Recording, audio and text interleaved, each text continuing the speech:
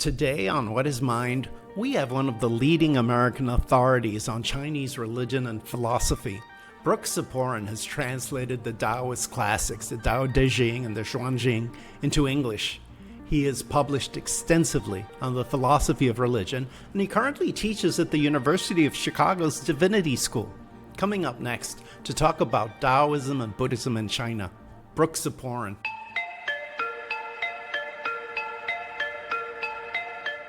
Brook Ziporyn, welcome to What is Mind. Thank you for having me. I'm looking forward to talking. Buddhism is very sharply defined by the Four Noble Truths and the concept of no self. But it seems to me that Daoism feels a bit more soft-edged. What would you say are the philosophical characteristics that define Daoism? Well, I mean, part of the problem, part of what makes it seem so soft-edged is that Daoism, that word actually denotes a very large swath of different cultural phenomena. So, there's this ancient movement, which we in English call philosophical Daoism, usually identified with the Laozi, the Dao De Jing, and the Zhuangzi, and a few other texts like that. And then many centuries later, from those sources, but many other sources sort of streaming into them, we have what's in English called religious Daoism, which is a more complicated topic, and then that interacts with Buddhism and with Confucianism, and we have a lot of different forms of Daoism. But I take it your question is directed to philosophical Daoism in its classical sense. Mm-hmm. So, yes, I know what you mean, right? If you look at early Buddhist texts, they love lists and sharply kind of delineated path of practice and clearly stated goals. And none of that is the case with either of those two classic texts, the Dao De Jing or the Zhuangzi. On the contrary, right? They're very kind of implicit, elusive, elusive, hard to interpret, in fact. And I would say in their original language, maybe even more so. Because as you may know, classical Chinese is a very unusual language in that it doesn't have any tenses, it doesn't have singular or plural, it doesn't have gender, it doesn't have articles, definite or indefinite, and so on. So these are very ambiguous texts, especially the Dao De Jing. But it does provide kind of a way to answer your question, I think. You probably know the first line of the Dao De Jing, very famously. In Chinese, it's Dao Kao, which means, simple translation would be the Dao that can be spoken or Daoed, literally. The Dao that can be a Dao is not the constant or reliable, sustainable Dao. And that does give us a way to maybe pinpoint some of what you'll see in a lot of Daoism. The point of that statement is not only a general claim about ineffability, sort of, as if there were a pre-existing notion of Tao as the source of the universe or the ground of being. Actually, that text is establishing that sense on the basis of a much older term, Tao, which originally meant purposive activity directed toward a goal. So like the path, right? The marga in Buddhism, right? But, a path of good government or a path of a course, of studying archery or charioteering, any art. We still use that Dao.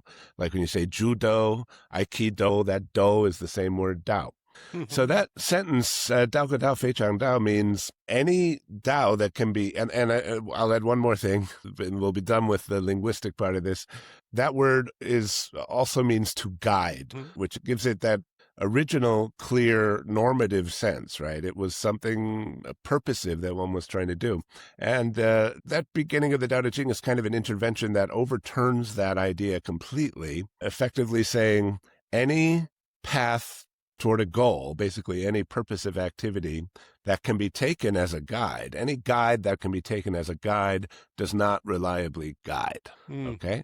And we won't go through the whole chapter, but this notion that, first of all, in the realm of activity, human action, but also soon in that text more globally about the world, neither the source, the ground, nor the end, the goal, can be anything determinate, anything definite. Okay, so acting without a definite goal, purposeless action, you might say, is what we have when maybe the famous term wu wei, non-action or non-doing. So that overturns the notion of Tao. It's basically saying the real Tao is no Tao. The real path is no path. Right. And similarly, on the sort of metaphysical side, the real source of things, the real ground of being is no ground, is no source. There are sort of linguistic reasons why this line of thinking would be intuitive in a classical Chinese sense, which is to say, the idea of something simply existing without a context in which it exists quickly becomes unintelligible in that language. Things don't simply exist. They exist in a context. Right. And for that, and the context, you have something singled out which is clear and definite, and you have a vague background from which it is, as it were, cut out, singled out. If you ask about the background, you make it definite, you make it a foreground, but in so doing, you've posited yet another indefinite background, and so ad infinitum. And that means that if I try to say, where did the universe come from, or what was the first cause, or something like that, as soon as I posit it, I've already posited something beyond it. This is where that becomes sort of self-conscious as a notion that, okay, we can't have anything that is definitely a source, and we can't have anything definite that is of value to pursue. Where does that leave us? So the Dao De Jing takes the next step and says, well, there's all these terms in our language, and there's certain things cut out from their background as desirable, as sought. They're usually the bright, the strong, the possessing, the masculine, the definite, etc., the named, the formed. And so what it does is it says, well, we can't describe the non-being before all forms, but we have certain terms and activities within the system of contrasting terms, which, when piled upon one another, kind of start to point to us structurally to something that is at the same time inside the, as it were, the system of contrast and points beyond it.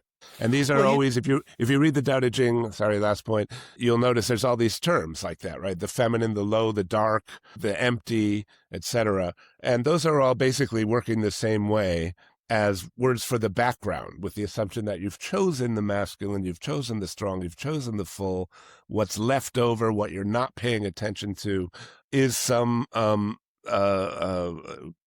embodiment of what precedes the cutting apart of the background and the foreground. When I wrote to you, I told you that I'm a Zen Buddhist, and my teachers, well, principally Enkyo Ohara from the village Zendo, she always used to say that our Zen tradition is as much affected by Daoism as it is Buddhism.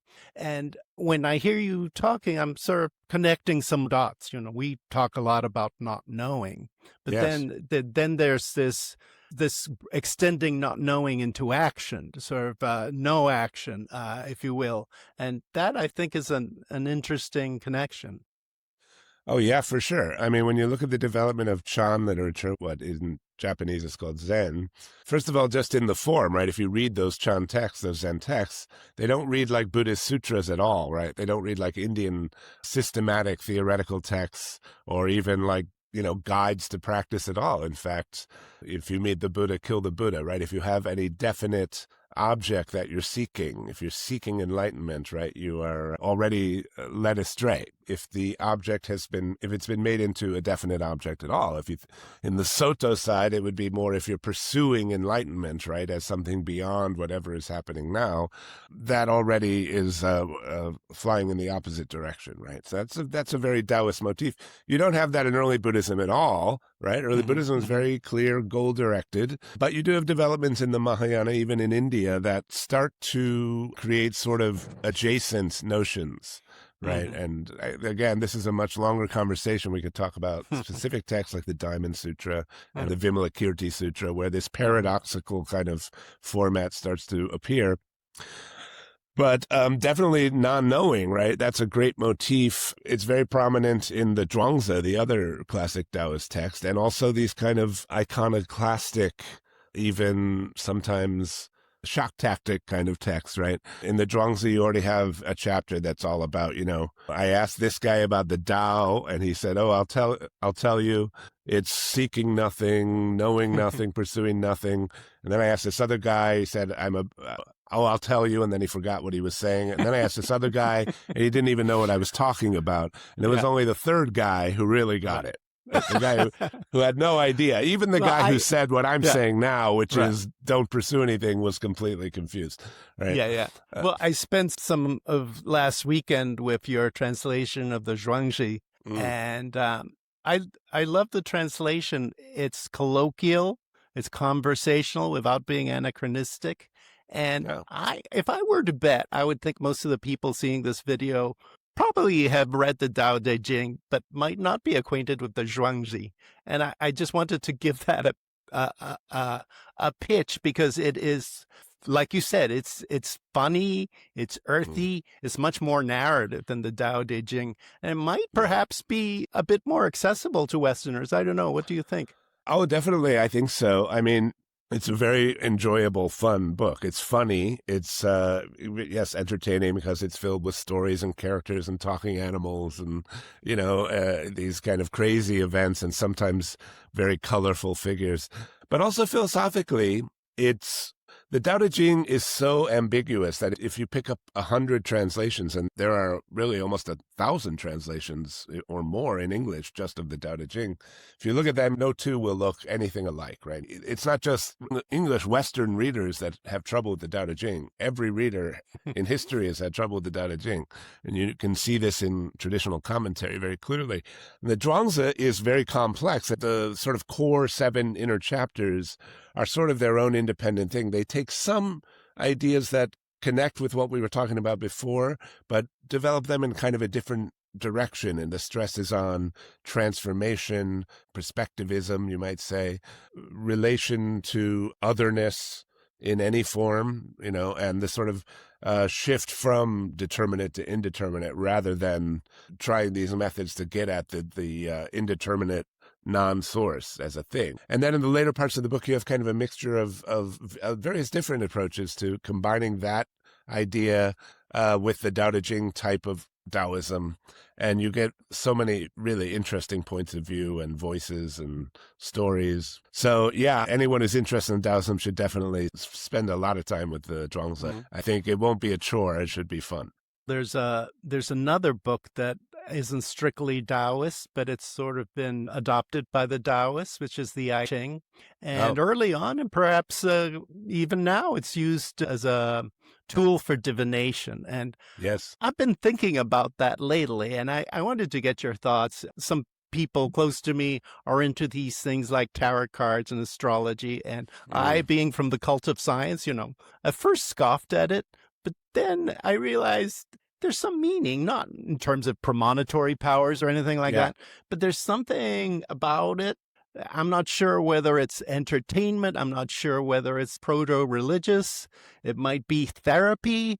It might be, I'm not sure what it is, but what are your thoughts about that? And how do you interact with the I Ching that way, if you do? I very much welcome this question, because I'm just about to start teaching a course on that topic, philosophical commentaries on the I Ching. It's a very interesting case, actually, in world history. In ancient Greece, we have all these myths, and they're narratives, they're stories. They're usually stories about origins of the world or of some institution or something, some kind of global big picture story.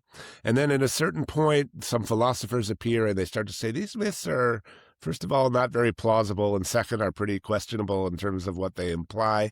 And so you have an attempt to explain the world in a non-mythical way for a while. And then a little bit later than that, you get other philosophers who come along and say, oh, you know what? Yeah, the myths were nonsense and sort of pernicious if you take them literally, but there's actually a deep hidden meaning in them that we know. Neoplatonists, for example, read the Greek myths this way. You could say the Christians read the Hebrew Bible this way, right? The same kind of deal, like, oh, well, this is horrible. Oh, but no, it's all a metaphor. Okay, so there's a deep hidden meaning. Something happened like that in China with these prognostication methods, divination, not mythology. This is an interesting sort of cultural divergence, right? Mythology actually didn't play a big role, at least in the written sources that we have of early China. That may be a class thing, that maybe the people who were able to write didn't find great interest in that way of understanding the world or how to act in the world, but they had a huge interest in divination. a very practical interest in divination from the emperors on down. And this was this ancient technology. And then similar to Greece, there came a time when these philosophers arose and they basically wanted to put this old weird thing aside, very kind of skeptical humanist period, starting with Confucius, but also in his whole milieu. And so there were a couple hundred years, nobody talked about the I Ching really in any serious way among intellectuals. And then, just as in Greece, around the time of the beginning of the Han Dynasty, somebody went back to this divination method, having gone through all these kind of rationalizing philosophical developments without it, and said, oh, there's this deep meaning in this system. And there's a very kind of seminal essay called, in Chinese, the Great Commentary, written about that time, attributed to Confucius, which reads the whole system of broken, unbroken lines, therefore relating to new ideas that have developed about yin and yang. And those ideas have roots in the Daoist stuff we were just talking about, because what I was calling the indeterminate or the soft or the dark or the feminine, that becomes later, when it's really philosophized, that becomes yin, right? And so that matching of the foreground and the background, the visible and the invisible, becomes the yin-yang relationship. And that is related to generation and life, male and female reproduction, but also agricultural growth, day and night, hot and cold, and this is what brings life. So it's not an origin story about the beginning of the universe. It's an origin story about every living thing, right? Embedded in the yin-yang system as sexual reproduction or agricultural growth. And these are now linked to these old fortune-telling things because they're made up of these broken, unbroken lines, which had always represented kind of like a masculine and feminine interplay. Mm-hmm. I mean, some scholars in China have even suggested they're kind of phallic lingam and yoni type of symbols. Mm-hmm. The open is the feminine and the unbroken is the male. And they come together in these 64 different ways, very complex. There's a whole interpretation system.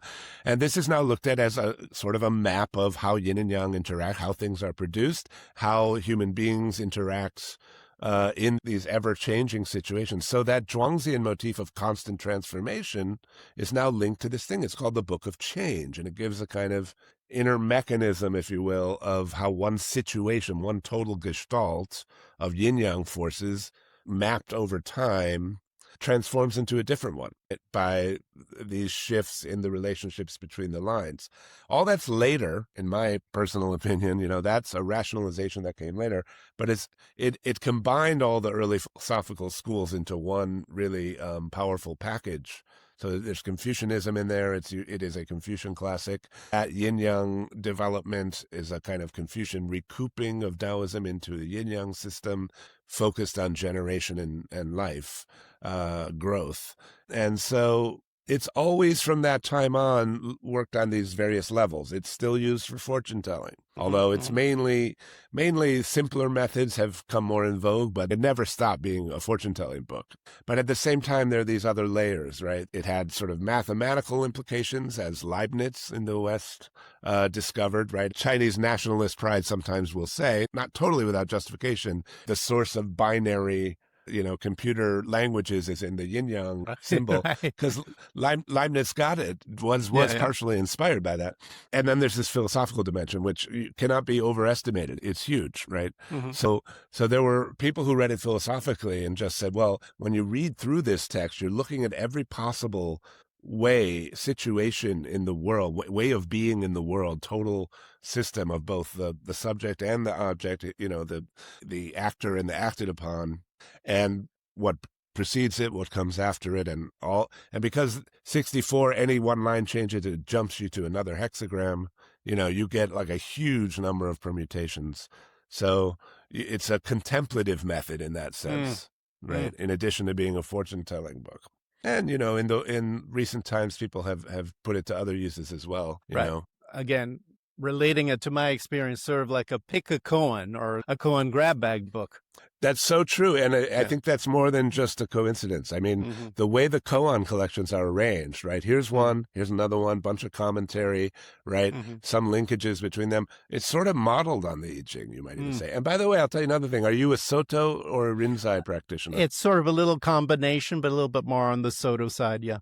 Okay, so in that tradition, if you go back, Tozan, right, Dongshan, Hmm. right, is the founder of that tradition, Hmm. ostensibly, and he has these things called the five ranks that you may be familiar with. They're recited in Soto monasteries. It's this sort of sequence of 5 3-line poems.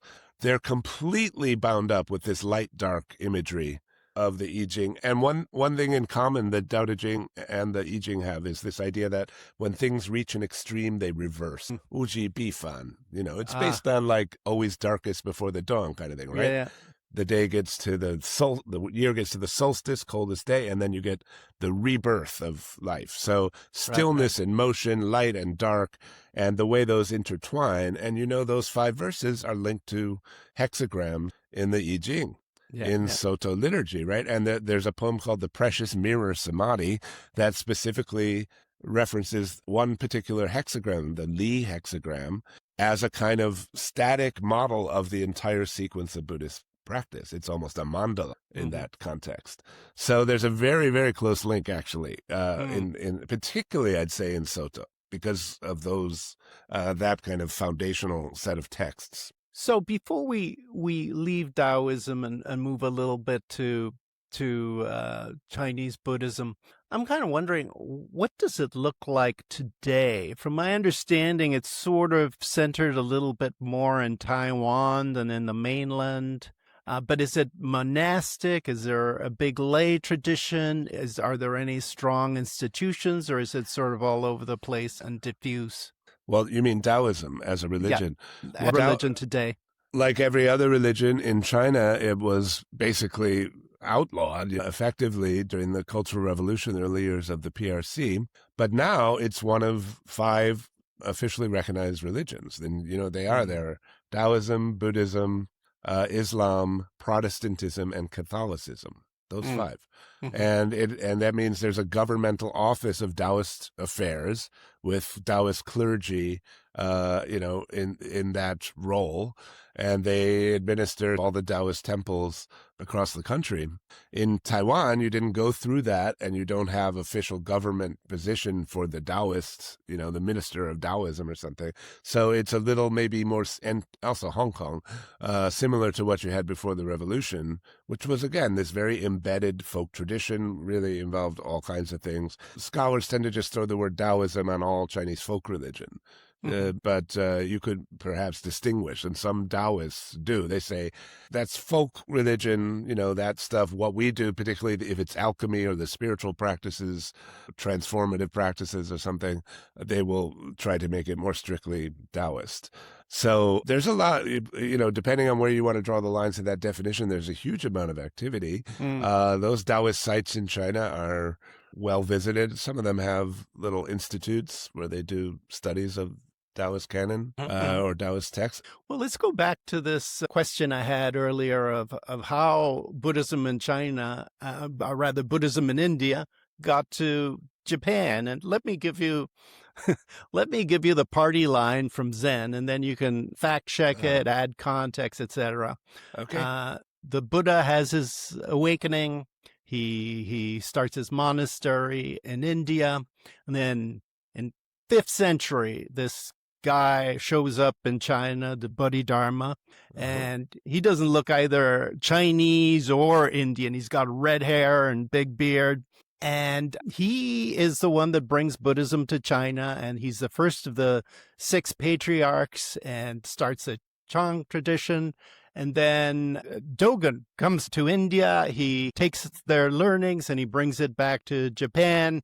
And that's where the Zen tradition comes from. And well, in the 20th century, of course, it comes to America through Suzuki Roshi in San Francisco, Maizumi Roshi in Los Angeles.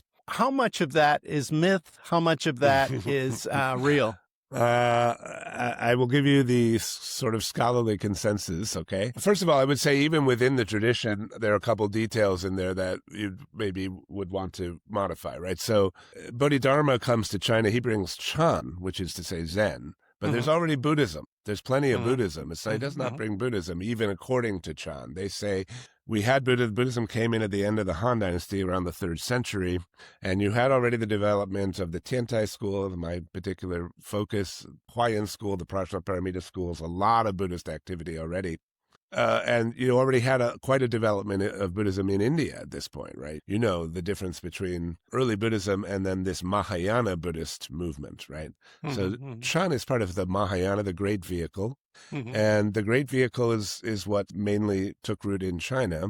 And then there were indigenous Chinese developments along some of the lines we talked about already that facilitated this very streamlined movement that also metaphoricized the early Buddhist language from India, the Pure Land far away, and the Buddha as this guy in India. You've read maybe the Platform Sutra, right, where you have Huineng, who's just this illiterate, right, Mm-hmm. not a monk, right. Mm-hmm. He's from the deep south. He's like basically a Cajun, Mm-hmm. that's a very Daoist-y figure, if I may say, right. Mm-hmm. Yeah. And a lot of what he teaches, of course, there's this conflict between the northern school, the southern school. And we now know, because of certain discoveries early last century, the northern school was really the inheritor. There was this kind of overturning in the direction of the southern school, which becomes the source of all later Chinese Chan and Japanese Zen and Korean Son. So, it's actually quite complex. Now, Dogen never went to India. Dogen did go to China. He went to Ningbo and Zhejiang area around Tianjin. Sorry, that's what I meant. Yeah. Of course. Yeah. And also you should be aware that Dogen, just like Shinran and Nichiren, all those Kamakura reformers, trained as a Tendai monk. So had a lot of Tiantai Buddhist theoretical background, but came into contact with this Soto or Caodong tradition in China, which he used in his own way. And we could have a longer discussion about the development Chan. So now Bodhidharma, there seems to maybe have been a real Bodhidharma, but you probably know the story, the great Zen stories, right? Like Bodhidharma comes, he sits in a cave for 9 years, right? Till his legs fall off. And then Emperor Wu of Liang calls for him and he meets him. And the emperor says, I'm building all these temples. I'm doing all these good Buddhist works. What merit have I gained? And Bodhidharma says, none whatsoever, right? And then he says, well, then what is the ultimate truth then? And he says, great emptiness, nothing sacred. And then the emperor says, and who am I talking to then? Who is it who dares to talk to me this way? Or who am I facing? And Bodhidharma says, I don't know the guy. I don't know. Okay. And then he goes to the cave, and then his second disciple comes and says, eventually gets an audience and says, please, my mind is not at peace. Bring peace to my mind. And Bodhidharma says, bring me your mind and I'll pacify it for you. And Huika says, I searched for my mind. I cannot not find it. I cannot grasp it.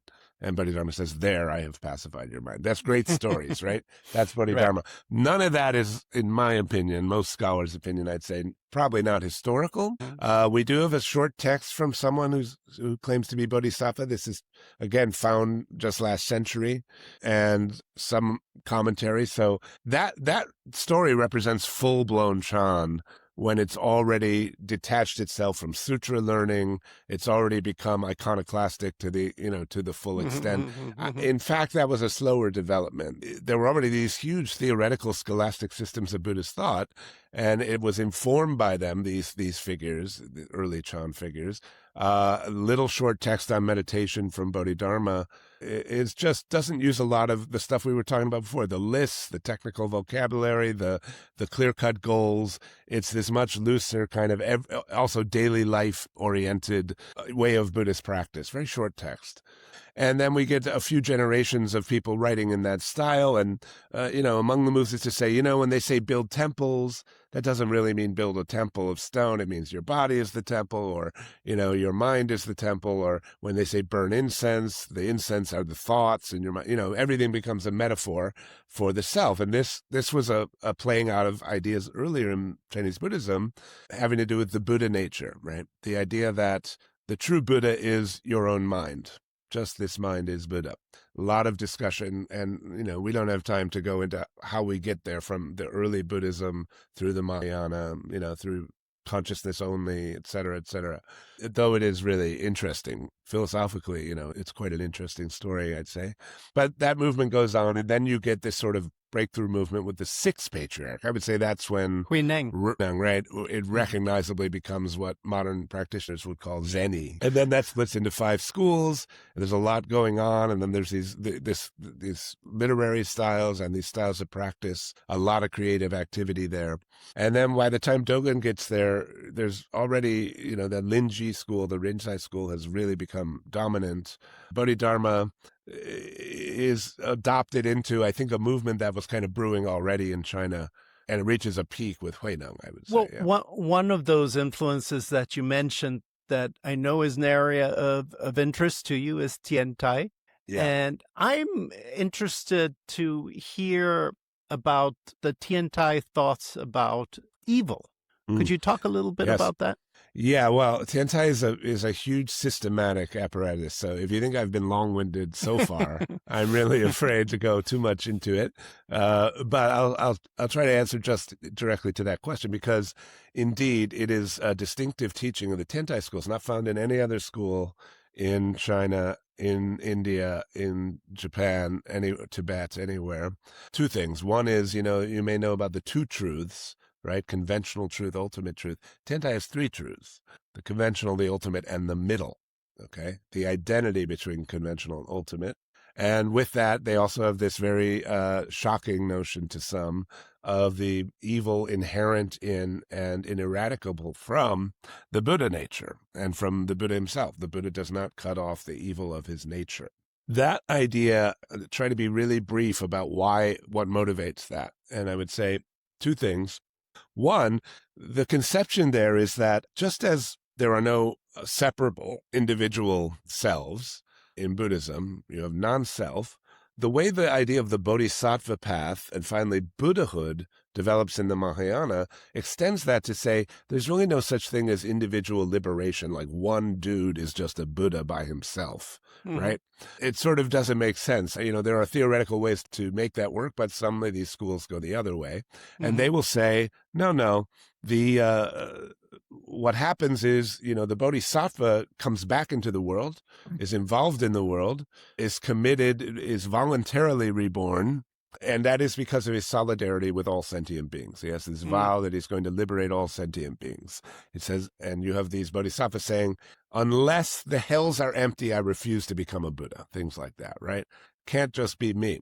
So that's extended to say, it's not just bodhisattvas that are that way. The key text of Tiantai's Lotus Sutra says, even the Buddha, there's no Buddhahood that isn't just like a bodhisattva, constantly involved in saving sentient beings in the world. And that means no one can be a Buddha by himself. Buddhahood per se involves interchange with sentient beings. Now, sentient beings are confused, and sentient beings are suffering, and sentient beings are evil in many cases. And so the compassion of a Buddha, they want to specify, this is again a Daoist kind of sounding influence. They want to say, look, it's not that the Buddha deliberately has to go down into the hells and hang out with the hell people, and sometimes even has to go along with some activity because there's all these upaya, skillful means, and they're infinite, right? Because sentient beings are infinite, and their delusions and sufferings and evils are infinite. Bodhisattvas have to get very creative, right? And sometimes they have to, like Vimalakirti in the Vimalakirti Sutra, he has to go to the bar, he has to go to the brothel, he has to go to the town council meeting, he has to do all the mucky things to get close to sentient beings, to understand them, to work with them. So the question then becomes, how does a Buddha do that after he's become a Buddha? Well, maybe he could be like, he just decides, okay, I'm going to put on this mask.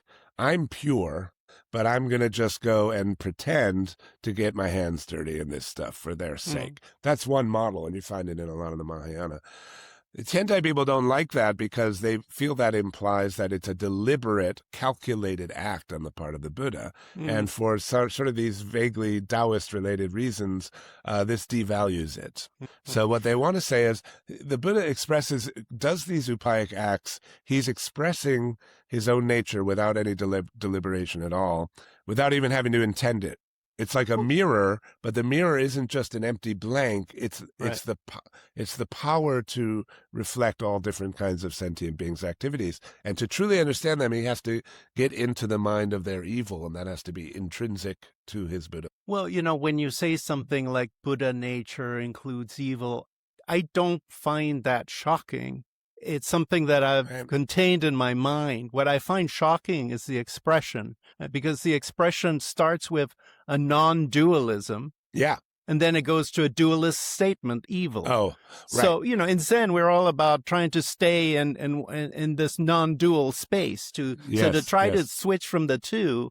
And perhaps this is what you mean about that third mind, right? Being able to contain both of them at once. Exactly that, because the point is, well, yes, from the Buddhist point of view, there's no good or evil, right? Everything is Buddhahood, really, right? But if he's really going to get into the minds of sentient beings, they're all dualist thinkers, right? Mm-hmm. And they all have their different conceptions of what's good and what's evil, and what they hate and what they love, right? And I should remind you, too, that it maybe even goes deeper than that, because what do we mean by evil in a Buddhist context? In Tentai, they will say, it's relative to each realm, right? Compared to the human realm, we would call the animal realm, the hell realm, and so on, evil, right? They're suffering more. Evil is whatever leads to suffering, right, in a Buddhist context. So some things lead more and some things less. But if you want to really go seriously about it, you can say, well, all the human realm is completely evil compared to the bodhisattvas. And the bodhisattvas are evil compared to the Buddha, okay? And so, it just means whatever is slightly more ignorant than something else. And the Tiantai school, they're very explicit about this, right? We say evil, it has no fixed reference. It just means in any given context, what is, ignorance and suffering conducive. You could also put it this way, right? It's whatever is dual is evil, right? Duality is the only kind of evil. It means conditionality and therefore suffering.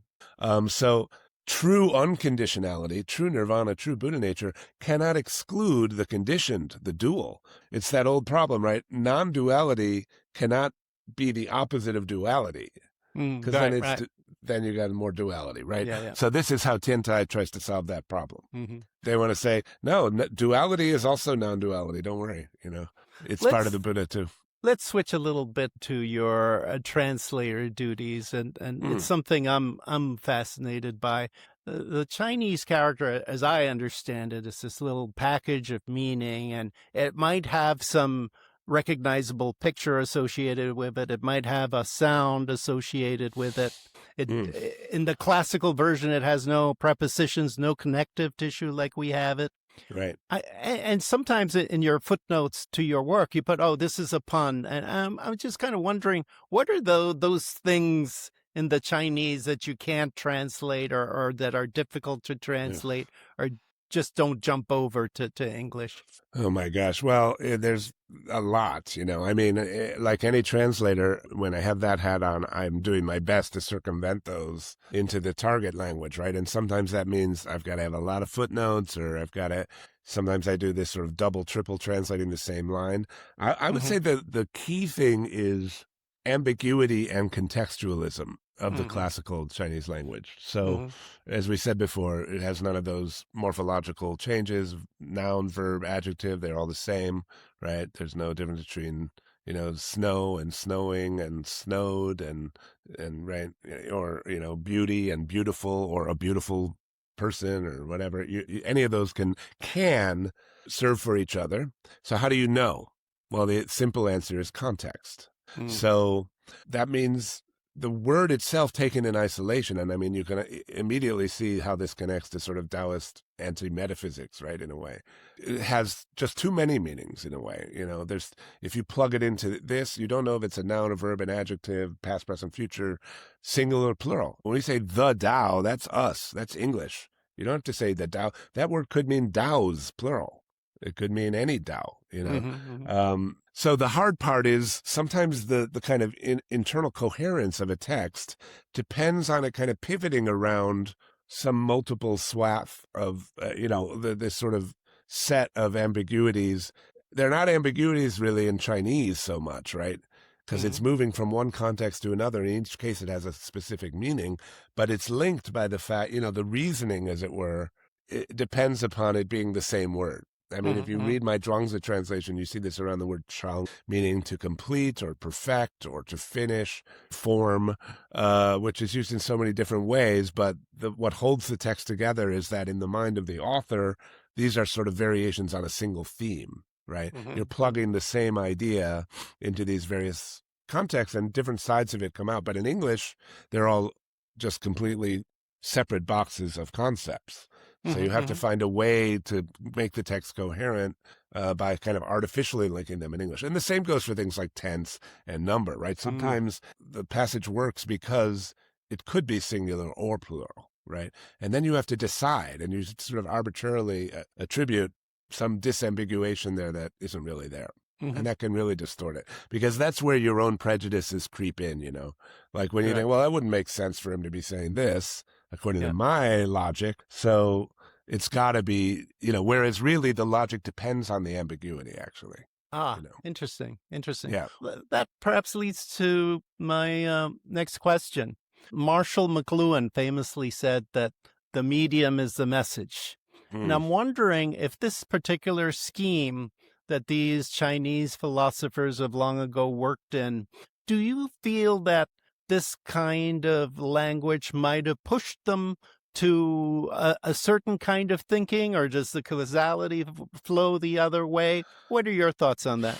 Right. I think we have to be really careful about this, right? I don't think there's linguistic determinism in the sense that, oh, you can only think certain thoughts in this language, or it sort of requires you to think in only this way. It's just that there are relative levels of difficulty to think certain thoughts in certain languages. And what that means is that there are ideas like the idea I just gave you from the Dao De Jing, let's say, okay, the source and the goal must be indeterminate. It's very easy to make that understood, and it will strike a reader of classical Chinese, I think, as relatively intuitive, right?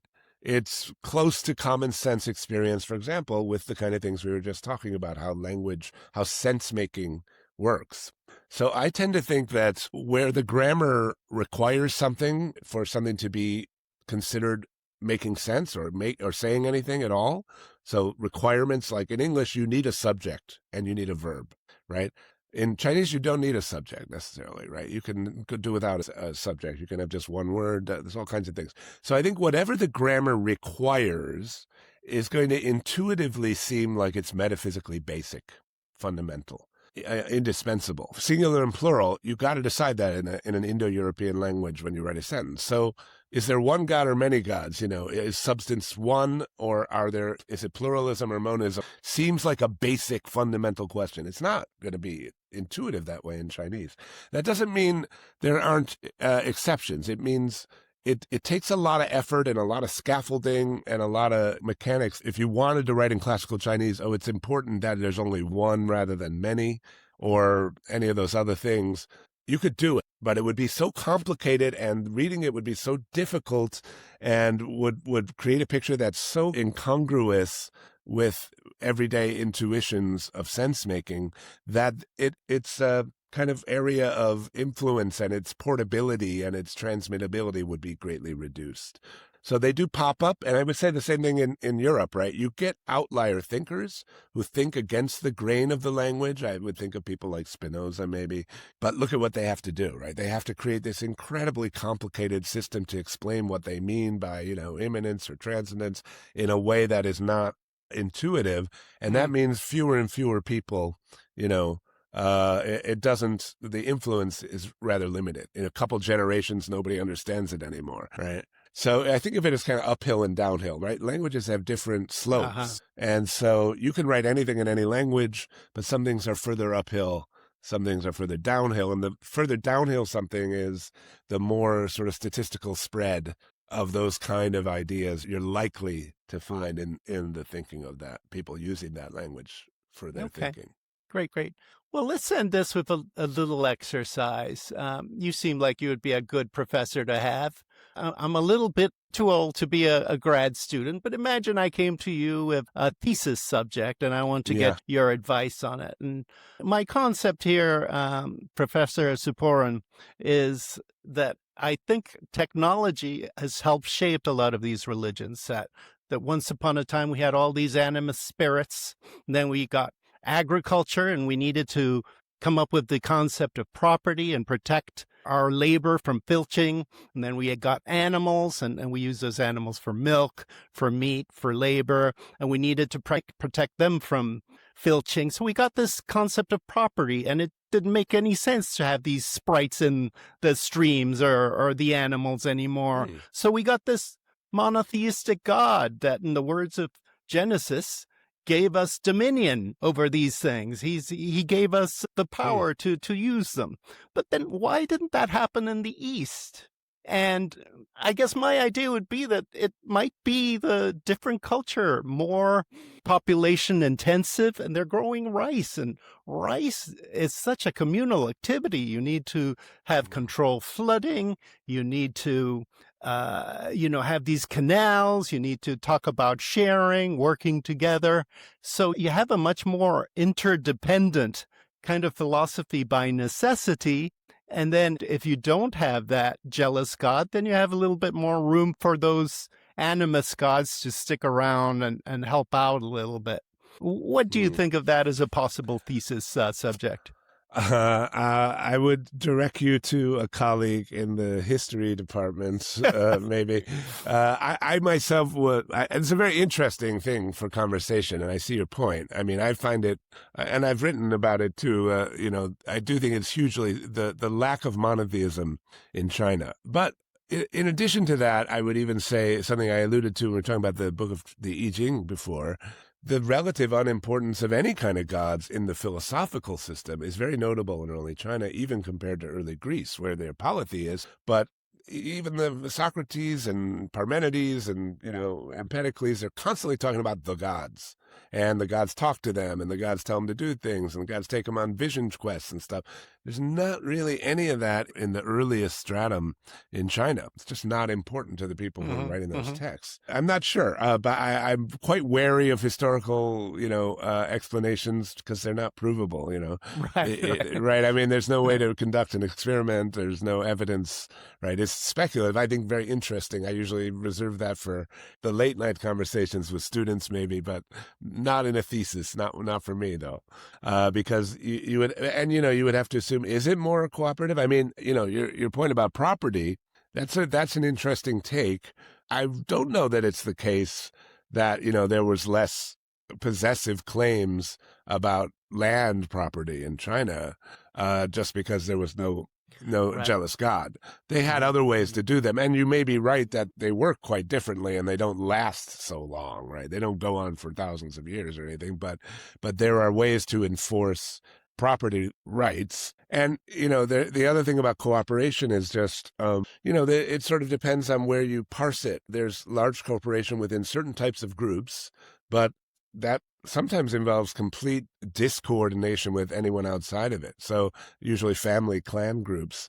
So much so that, Sun Yat-sen, the first president, founder of modern China, he said the problem with China is they have no nationalism. They have no sense of the nation, of civil society. They're like a pan of loose sand. And there's a way in which that's true. So I think it's a little more complicated. There's a very tight-knit and kind of interchange relationship within birth clans and to some extent extended families. But I also think this probably changed a lot over centuries, right? I mean, and that's why I said I'd send you to the history department, because, you would really have to dig into Zhou dynasty, Han dynasty. Each dynasty has different, agricultural systems, and family lineage things going on. Yeah. So try to find the correlations there between the intellectual currents and the civilizational currents. I mean, the one I just gave you about language is a little easier for me to track, and that's sort of my working hypothesis, and that includes the God thing though, because that idea that a definite entity, either in the philosophical sense you get from Greece or in the sort of biblical sense of a single cause, right, that simply stands alone, or a single good that is the final cause, the motivation for existence, will not be hard to make sense in that linguistic system, that conceptual system. And I do think it has huge consequences. I mean, one of the things that I think distinguishes Chinese thought is its deep atheism, and that includes the Daoism and the Buddhist, and even the Confucians by the end of the story. Brook Ziporyn, it's been a pleasure talking to you. Thanks so much for joining us.